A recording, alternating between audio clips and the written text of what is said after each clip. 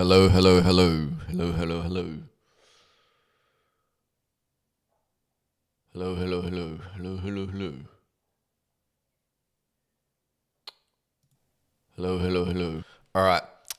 We are live. Welcome to the yours truly Baphomet YouTube channel, everyone. I'm doing another one of the 8th trip for Dr. Timothy Leary. Now, I'm not getting a lot of views for this, but I'm doing it anyway because I'm actually thoroughly enjoying the actual book itself, and I've learnt a lot.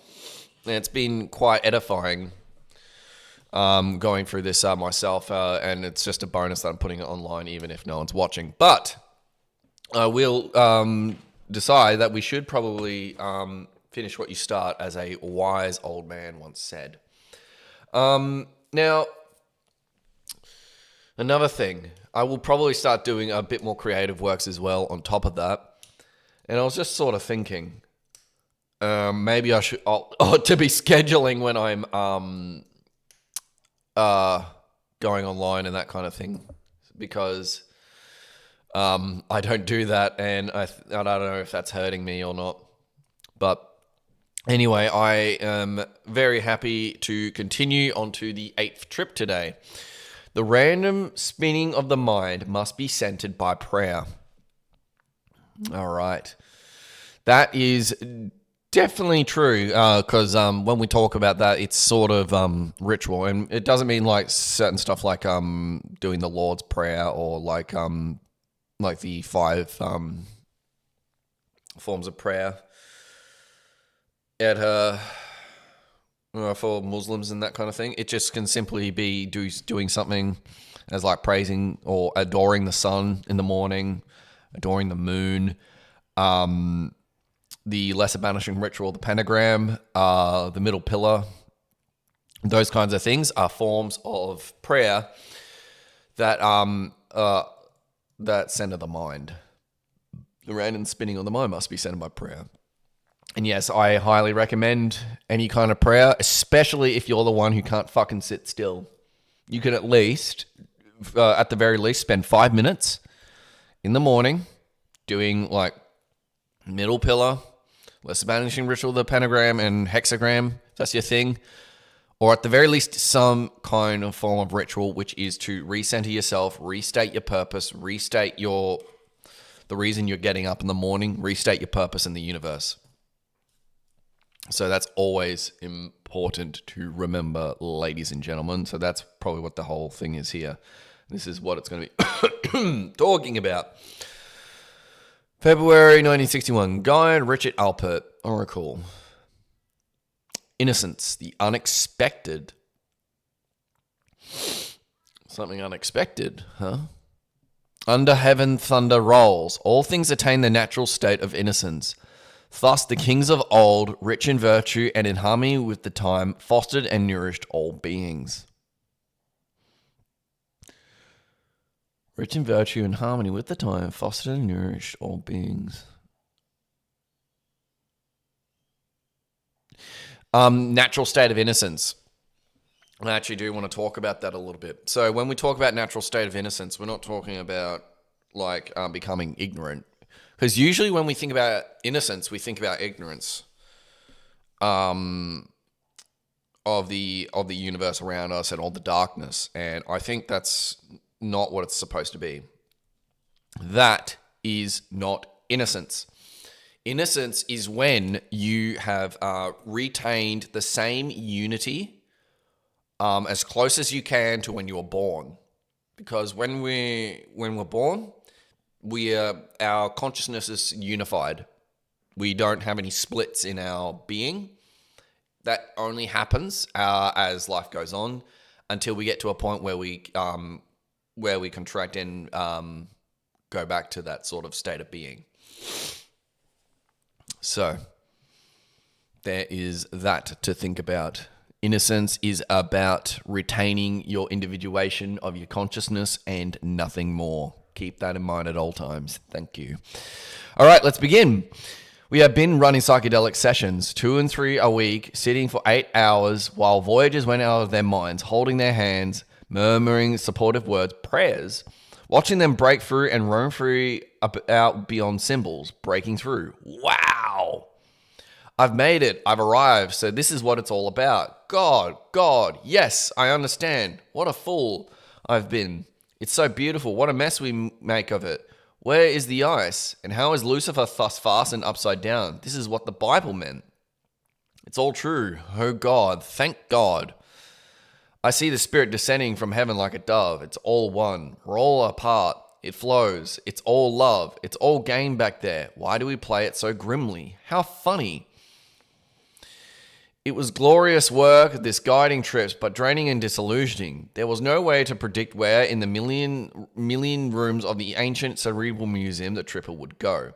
Consciousness, when freed from the mental chess game, is completely vulnerable, completely reactive.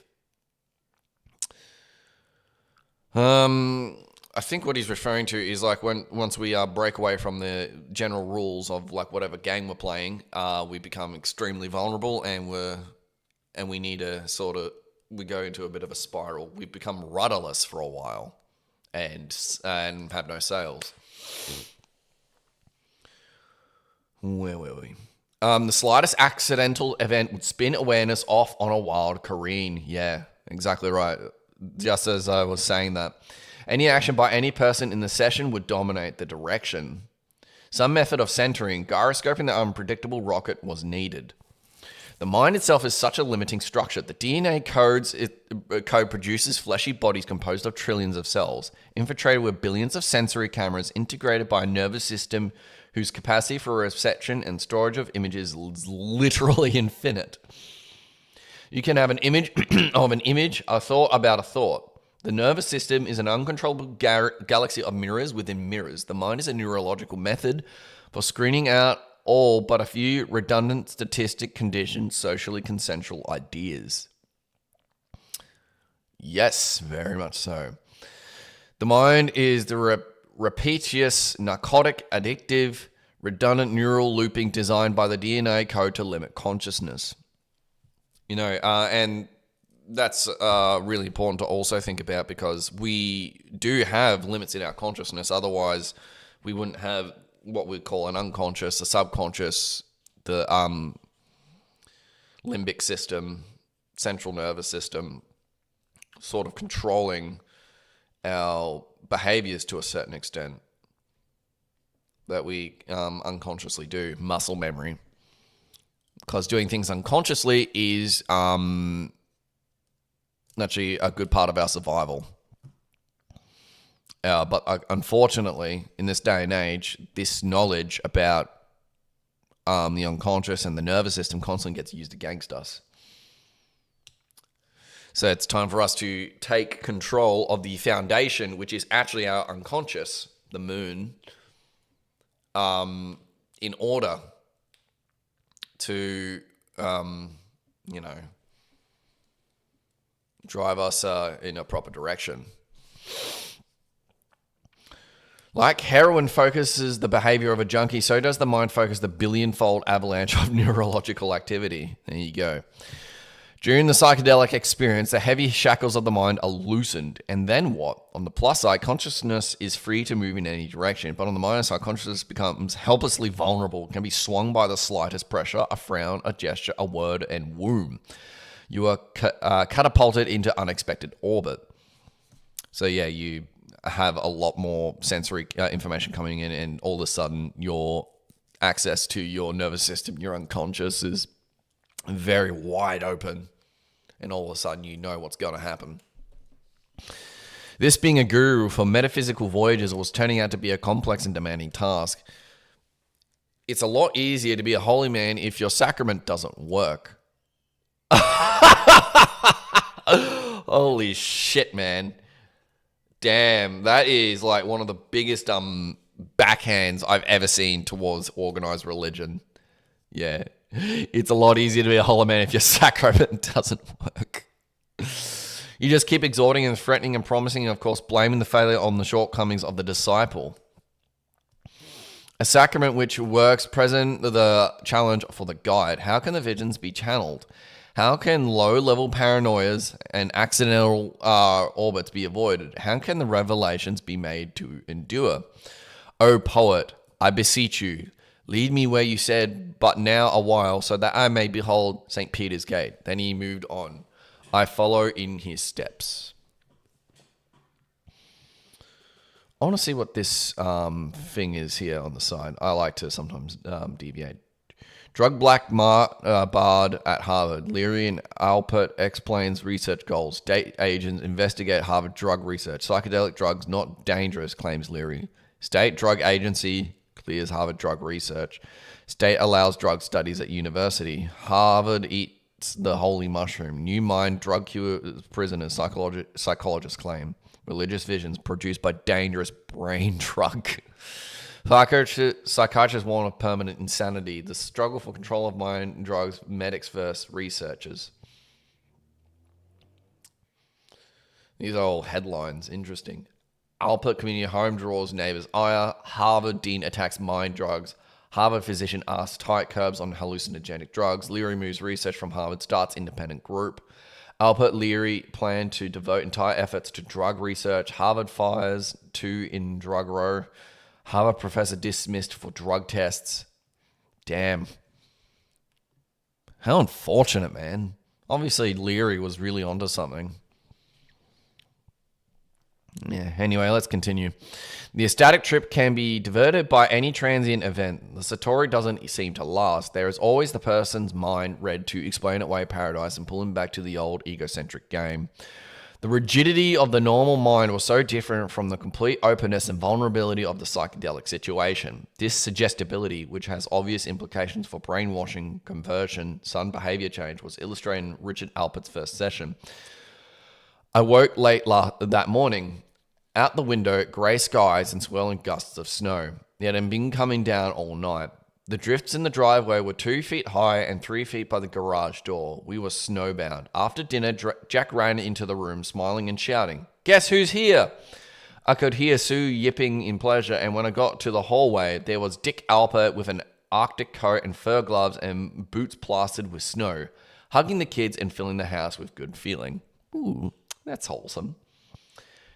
We all trooped into the kitchen and stood him on a chair, and Sue broomed off his trousers and Dick shouted, "No sir, Jack, don't use the toilet brush." We were all laughing. Later, Dick and I were sitting at the kitchen table drinking beer and talking about the sacred mushrooms. Dick was fascinated by the psychedelic research and eager to join. The first step for him was, of course, to start his own training, learn how to explore the rooms of his own consciousness. When? Why not start now? Now. Are you ready? When I got up from my chair, he said, "Oh, you really mean right now?" And I said, "Whenever you take them, it's right now." I came down with the bottle and counted out 6 and poured them into Dick's hand and said, "Chew them." And without pausing in the story he was telling, Dick popped them in his mouth. They taste great. Then he went on with the story. I took 6, and a few minutes later, Charlie came in grinning expectantly and refused politely twice before taking his 6. They hit me first and fast. The eerie physical chill, room beginning to glow, talk becoming underwater, gurgling. About 50 minutes later, Dick started to look silly and happy, and Charlie's big pink cheeks began to radiate, and the grey-green under his eyes, and we were all roaring with laughter, high, happy, drunken eagles. The kids burst into the kitchen in great spirits, and the kitchen was exploding with love and family noise and chuckles, and Jack began to tell one of his endless stories. Sue was curled up in a kitchen chair reading a book about what to do on dates with boys. With her hands in her ears, pretending to be annoyed by the clutter, Rona left with Charlie. Dick and I were roaring away. Jack left, and then Sue left, and her friend Judy followed her, and Dick suddenly stopped laughing and the room was suddenly silent.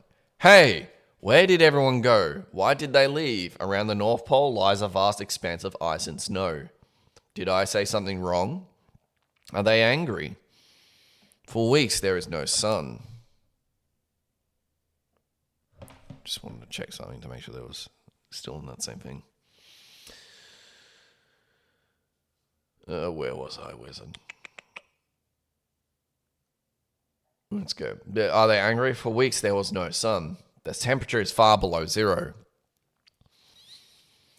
Dick and I were deserted and frightened. Condemning silence, a cold wind swept across the kitchen. White explorers have rarely been able to withstand the fierce, raw bleakness of the Arctic. Charlie's coming back though. Look, he left his cigarettes, but why has he taken so long? He's been gone for hours. A look up at the clock, hands which have moved 5 minutes in the last 8 hours. Psychedelic time. He's gone from present time, so he's been going for centuries. The door opened and we both looked up, hopefully. Charlie, surge of relief. Where the hell have you been? I went upstairs to take a leak, but why did you take so long? Long? I was gone for 2 minutes. Psychedelic time. Jack was back with Champ the dog. Champ had been a nuisance all night, romping with the cat. Barking when Jack teased him. Knocking over the cat's milk bowl. Too much big, brown, romping animal in crowded kitchen.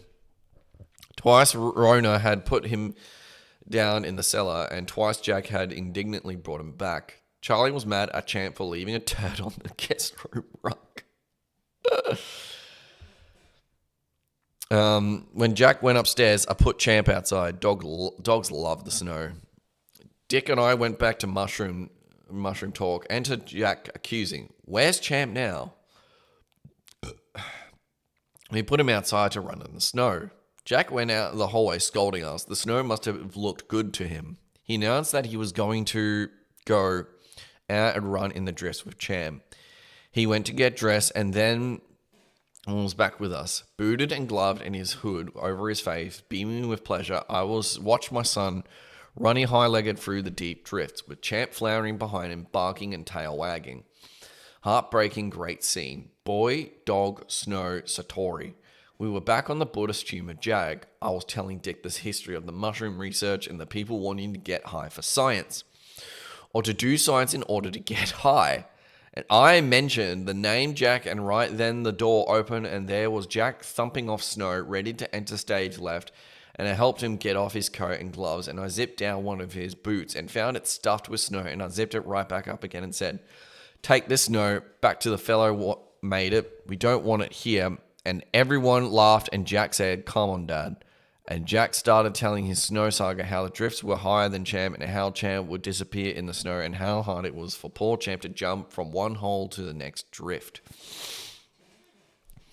Champ had Jack's sock in his mouth, and when Jack pulled it out, there was blood on the sock. We were alarmed, but Jack calmed us down. "Oh, that's nothing. I bleed all the time." When we heard this, we began to laugh. Jack was pleased by the laughter, but embarrassed. He shouted, "Here, Champy, Champy. Come on, Champy," and ran into the living room. And when I came to ask him, "Where do you bleed all the time?" he was running round and round and round the long sofa chasing Champ. Dogs are great characters, aren't they? When we all got back to the kitchen, I sat down. From behind the chair, there came a fast panting series of whooshing sounds. "What the queer noise?" Jack shrugged. "Just Champ breathing hard. He's tired. Exit Jack to watch TV with girls." Back to the mushroom tales. We were building up the unbearable good humor, putting our hands on the table to control the body-shaking chuckles. Then I found myself looking at the dog. Champ was lying by the sink. His face was drawn back tight and restrained, teeth gleaming, horrible crazy grin, and his body was shaking in fast, frantic breathing. Horrid wolf leer, eyes bulging. God, that dog is sick. Look at him. Laughter stops now. Wow, you're right. Look at him breathe. He's having a fit. We were all leaning forward. Looked like the first stage of distemper to me. Champ lay on his side, ribs heaving, eyes glaring, lips pulled back. "Maybe it's rabies," said Dick. "Don't they froth and spit blood?" Blood, yes, there was blood on the sock. Champ stretched his legs out stiff. "Look, it's a convulsion." Charlie's calm voice. "You're crazy. The dog's all right. He's just exhausted from running in the snow." "Oh yeah? Fatigue doesn't give a dog the fits, and he's been breathing heavy for 10 minutes. I remember asking that noise when he and Jack came back in. Has he had rabies shots? That's fatal to a human being if he bites you." Charlie's voice, "For God's sake, let's drop the dog issue and enjoy ourselves. He had shots. He's not sick. He's just trying to rest and catch his breath." I moved over near the dog. "Here, Champ. Come on, boy." Champ wagged his tail weakly and got up. He walked slowly across the kitchen while we watched him in horror. His flanks were heaving with tortured gas, and when he got to the butler's pantry, to the far dark corner, he fell heavily and closed his eyes. The symptoms are initial fever with its accomplishments. First, loss of appetite, hurried pulse, and respiration. Boy, that animal is really sick. Emaciation, languor, disinclination to move. Go look and see if he is alive. Dick tiptoed to the pantry and poked his head around the door. He's still breathing hard. Sometimes the legs are swollen and the animal is stiff. Charlie was laughing. You guys slay me. You're the end. Look at what the drug does to you. You're going around and make a big production of everything. There is great disinclination to move.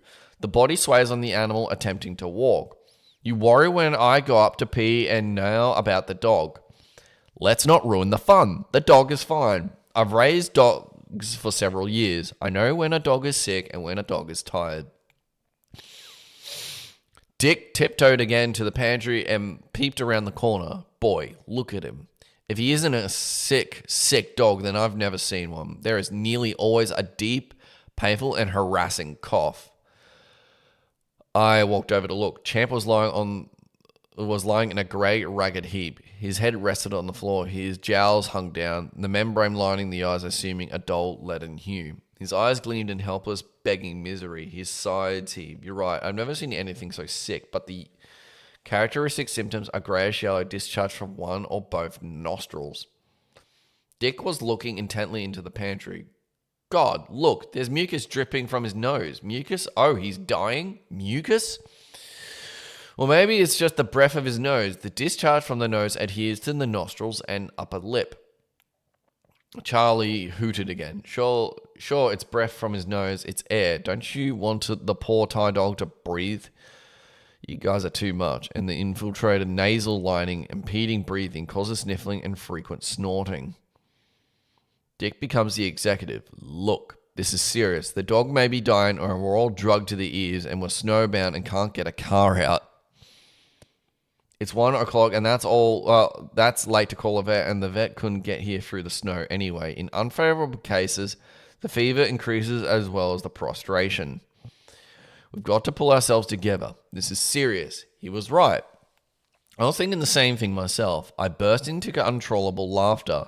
The breathing became labored. Osculation and percussion indicate that the lungs are seriously involved. I tried to talk about how serious it was, but I was laughing so hard that the words wouldn't come out. The rest of them were howling in laughter too. Clots sometimes form in the pleura or heart. It's serious. You're right. He's terribly sick. Compulsive chuckles. Oh, jeez. It sounds like a dog is dying and they're all just laughing their heads off.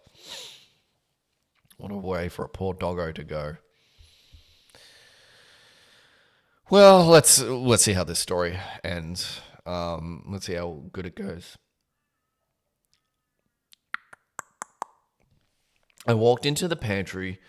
Champ was a limp, boneless mass on the floor. His bright, gleaming brown coat had changed to a grey-black drab. He seemed to have shriveled. His fur was moist and pulpy. The suffering animal always appears exactly as it is and feels. I put my hand on his tortured head and the eyes opened and the tail wagged feebly. Oh God, he's begging for help and we're helpless. Without the intervention of mine obscuring the symptomology.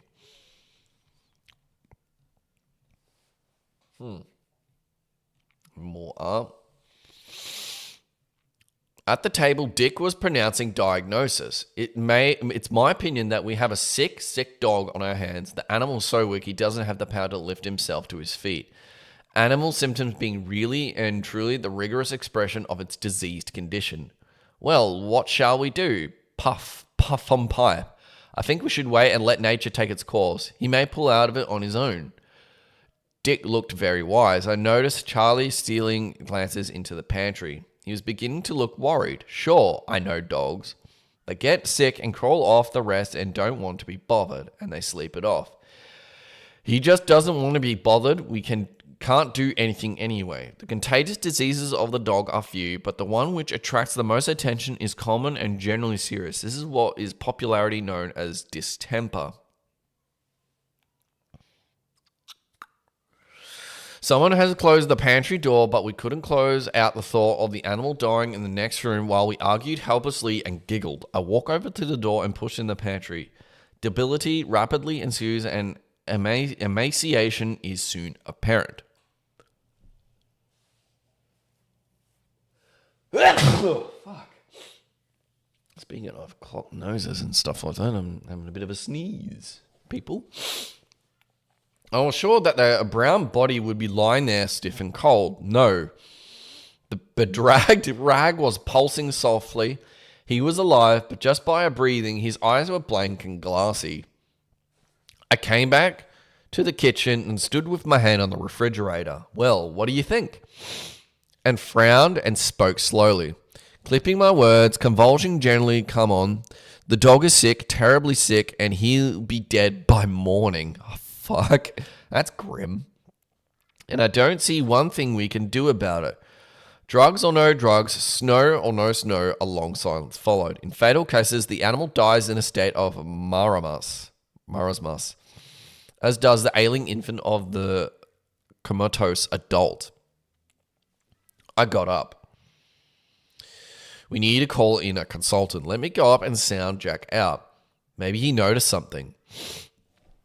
Upstairs, Sue and her friend and Jack were in pajamas in the TV room watching a 20-year-old parlor comedy. Edward G. Robinson was a young-looking millionaire host at a house party. I lay down next to Jack. His eyes were glued to the screen. When the commercial break came, I started asking casual questions. No, he hadn't noticed anything wrong with Champ. Well, yes, he had been breathing heavily. Were you worried about him? No. Are you worried now? No. Well, a little if you're worried. Jack was watching the commercial and not very interested in talking. At the door, I stopped. After the shower is over, you guys come down to the kitchen. Sue nodded yes and blew a kiss to me. Her eyes still on the TV. Downstairs, Dick had the yellow section of the phone book in his hand. The rare instances in which animals can be seen by the veterinary surgeon. He was cross-examining Charlie. Logically, I know that Champ is all right, maybe exhausted, but logically I'm convinced he's okay. Dick sighed in relief and reached behind to put the telephone book on the stove. But emotionally, you guys have got me convinced that he's sick in the earliest stages of the disease and when this would prove most amenable to medical treatment. Dick's eyebrows raised and he sighed in pain and reached for the phone book. So I think this is sort of talking about the emotional impact of words and that kind of thing. And how emotions, without like the guiding compass on the needle, you spiral.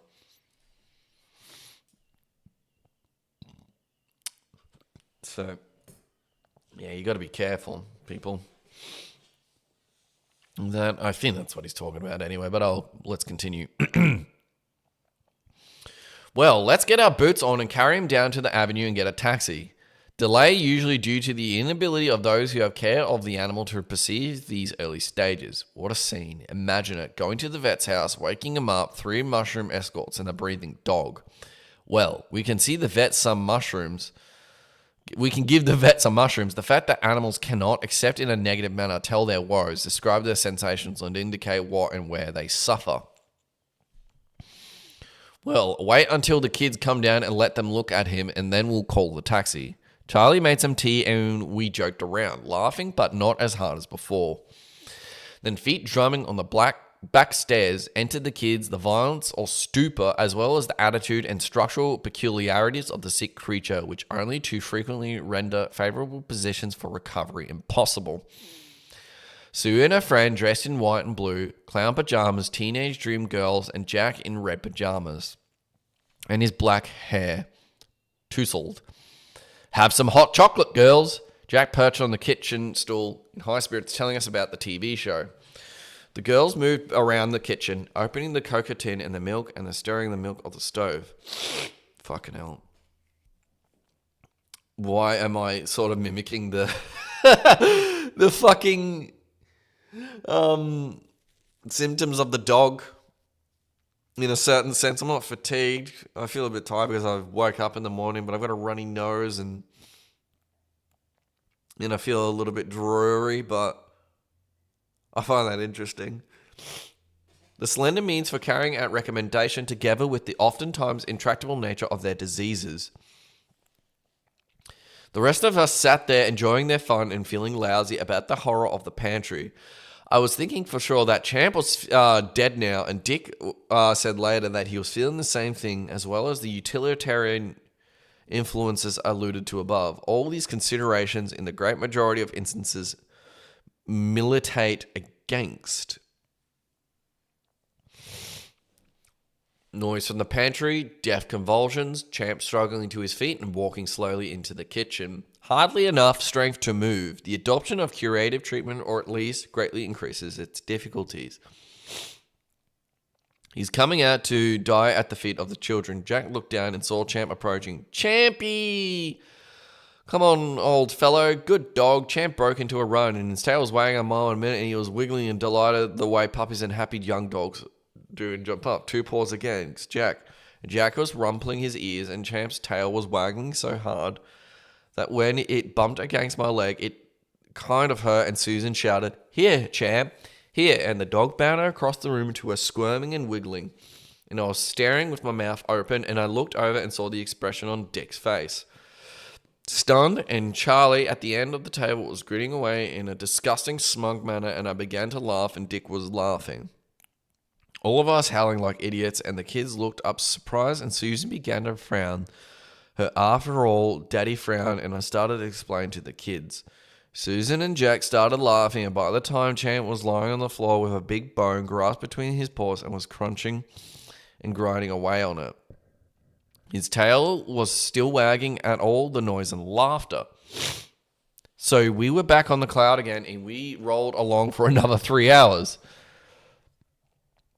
I told Dick more about our early adventures as scientists tracking down the sacred mushrooms, and we reviewed the great moments from past mushroom scene, and we were funny and wise to our heart's content. At 4 o'clock, Dick got his boots on and then stood for another hour rapping and laughing, and we went to the front door and looked out down the rolling front lawn, cleaning and glistening, and down at the trees, hung heavy with white like a Christmas card etching. And Dick shook hands all around, grinning, and gave a shout and a big jump and started bounding down the snow, and we stood watching him. When he reached the road below, he waved up and we waved back. Lying in bed, I tried to figure out what we had learned that night. First, the value of ritual. There you go. Value of ritual. I sort of went past a lot of that, but I think it's because I've seen it before. But ritual is important. Because if you've ever done something... Because if you've ever, practiced anything like the Goetia, for example, you would understand that, making a bunch of shit. Hold on, people. That's my alarm that I was meant to wake up to, but I got up earlier. Because if you understand all the correspondences of the Goetia, it can actually create strong mental images, and it causes weird things to happen in your microcosm. And a big part of it is that ritual is really what brings everything together. Because speech, and usually rituals that involve some kind of trance, again, the Goetia, can bring about certain lessons that otherwise wouldn't really be possible. Along with, so some of the rituals in the jungle, like with the shaman singing Icaros on ayahuasca and things like that. So there's a lot of that stuff to think about as well. Yeah, there's heaps of issues that we need to go about when thinking about ritual, because it is powerful, but that's also, remember, opposites generate each other. Certain rituals can be used to greatly disempower and hurt people too. And we don't realize that we do it almost every single day. We just do it under the guise of procedure, or this needs to be done. Humiliation rituals happen every single day. Disempowerment rituals happen every single day. In in the workplace, in government, in institutions, in university campuses. Hazing is like the thing that happens a lot on the regular. So I would recommend anyone watching, if you're on about rituals, look around you. See how many rituals there are that people engage in, because there's heaps. Way more than one. Anyway, moving on. I was beginning to see that there are many ways that sacred mushrooms can be used. Your ritual decides. The basic man-woman love scene. Love is the answer, people. And then the tribal fiesta scene, like the one we had those nights in Allen Ginsberg pad with Kerouac. Or the great tribal love feast with the Dionysus from Gloucester, and there's the deep, visionary, heavy dose experience in which you don't want other people around at all except for the wise, loving curandero to guide you back when you want to return. And a second lesson, the size and shape of the room makes a difference. If we had been sitting in a line along the couch or scatter around the big living room, it wouldn't have swung so well. The idea of being enclosed together like a submarine or in a spaceship or in a snowbound kitchen, pushed up close and facing each other around the table, closeness, intimacy, fighting the pull of the expanding, disintegrating universe. When Beckett puts his characters on lovely white beaches or deserted flat landscapes, he knows what he's doing. The separation and distance between his characters are heightened by the empty vistas. If you cram people together in smaller places like molecules of gas, more heat generates in tighter quarters. There you go. And a third lesson. For group rites, you need a love leader, a guru, a guide, a spiritually hit person whose love and energy and output batteries are charged up so that his voice and wit and his wisdom and his caring and his action keep the group consciousness from spinning off into eccentric whim. That last bit is probably really important because there's plenty of people who prefer to trip alone, right? And there's a very good fucking reason for that, because if you trip around the wrong people, like there's all kinds of stuff that can happen. You got to make sure, like before you trip around other people who are probably chaotic, that you have your mind well sorted out and all in your house in working order. Because the person with the highest level of consciousness or the most balanced tends to be the one who guides the whole experience. So if you're around a bunch of fuckwits and you're all tripping, that can turn pretty badly. So that's actually really good that he mentioned something like that. Anyway, let's continue. Another I Ching reference. Here we go. Man has received from heaven a nature innately good to guide him in all his movements, but devotion to this divine spirit within himself, he attains an unsullied innocence that leads him to do right with instinctive sureness and without any ulterior thought of reward or personal advantage. This instinctive certainty brings about supreme success and fervors through perseverance. That's true. I mean, if you like sort all your stuff out, then most people generally try to do good. That's true. But like, it's only a very few people whose nature is to be evil pieces of shit. And that is true. Like, some fully enlightened people are just evil. And apparently it's bad if you belong in one of those left-hand path mystery schools. Deal with all your stuff first before deciding if you're left-hand path or like Satanist or whatever. And when I mean Satanist, there's Satanist and then there's Satanist. Okay? Satanist, I mean like the typical Anton LaVey indulgent people who just want to be rational and, divorce themselves from the Christian ontology, which is ironic because it's sort of just inverted Christianity anyway.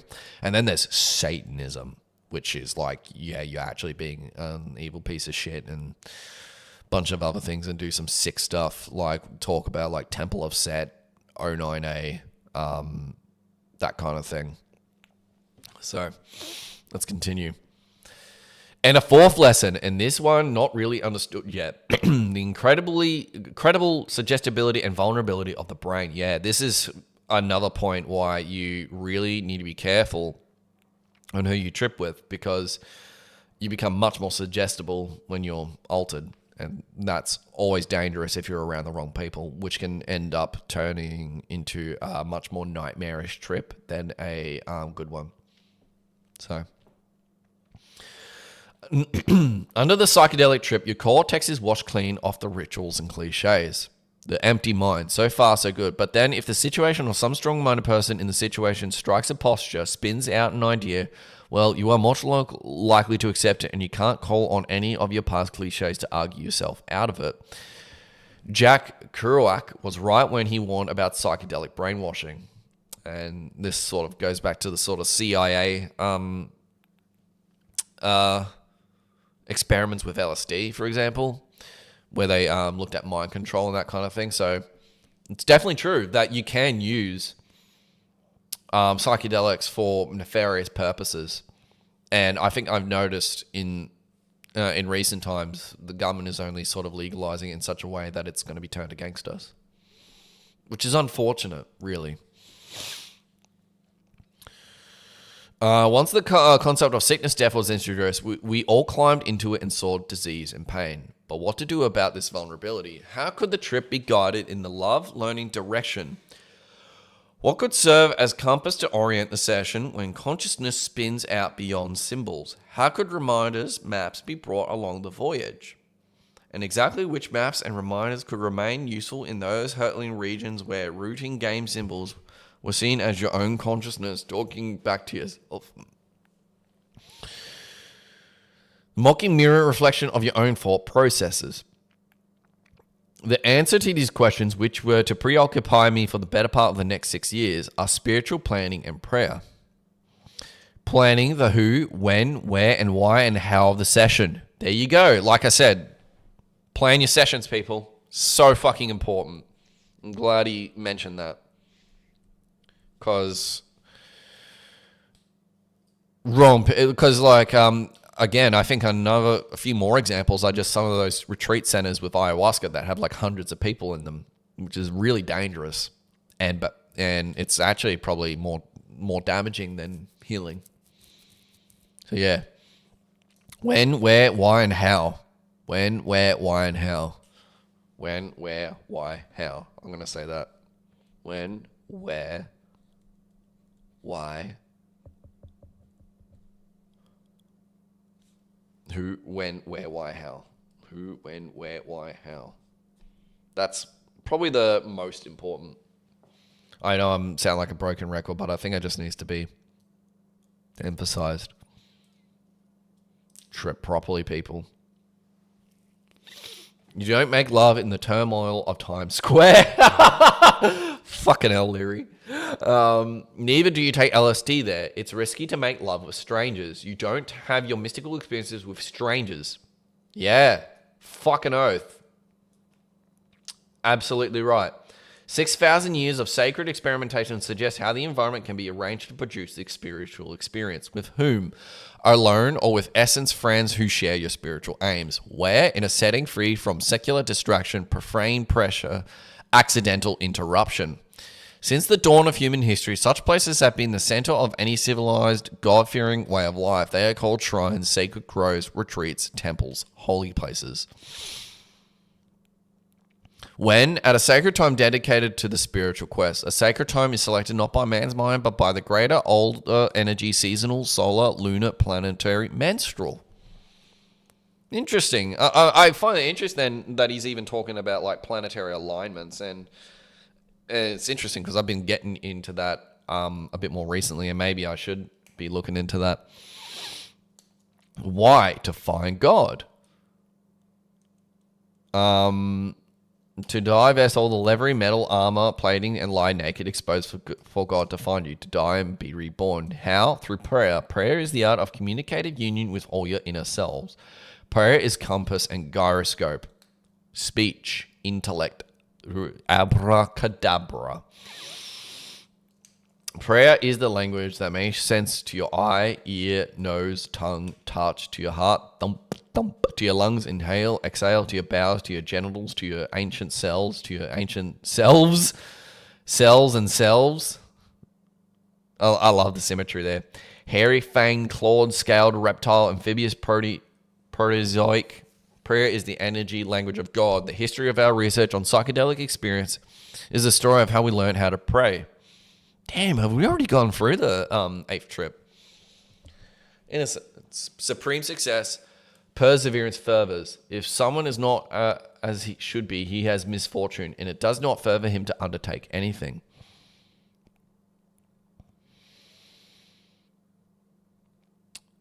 All right, guys, that was a reasonably quick one, but I think that was actually quite important. That he was just talking about the importance of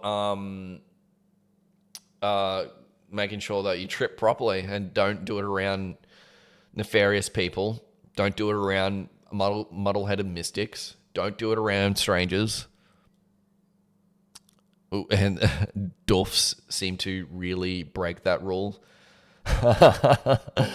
Yeah, you got to be careful who you trip with, man. It's so important because if or at the very least, you have to be experienced enough to such a point that you know you can't be influenced. That's another thing. Having your structure and a bunch of other things, making sure that you are strong up here while altered, even under high doses, that you cannot be influenced. But until then, you probably shouldn't. In fact, I would even, I'm not going to say it. Anyway, thank you so much for tuning into the Yours Truly Baphomet podcast on Dr. Timothy Leary, High Priest. I am going to now check out. Please like, share, subscribe, comment, subscribe to my Substack, and I will catch you guys later. Bye for now.